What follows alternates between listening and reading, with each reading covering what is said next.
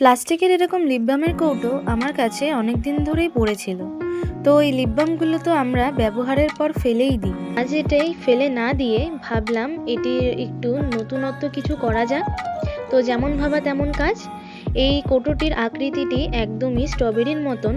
তো ভাবলাম এটিকে আরেকটু রিয়েলিস্টিক করা যাক। তো তার জন্য ক্লে নিয়ে বসে পড়লাম।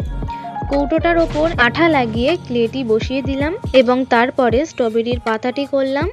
ও পাতাটি হয়ে গেলে তারপরে আমি স্ট্রবেরির গায়ে যে খাঁজগুলো থাকে সেগুলোর জন্য একটি টুল নিয়ে তো সেগুলো একটু দাগ দাগ করে নিয়েছিলাম এবং তারপরে ক্লেটি ভালো করে শুকিয়ে গেলে তার ওপর সাদা রং করেছি প্রথমে এবং তারপরে লাল রং করেছি ও পাতাটি সবুজ কালার করেছি এবং স্ট্রবেরির গায়ে যে দাগগুলো ছিল সেগুলোর মধ্যে আমি একটু হলুদ দিয়ে দিয়েছি।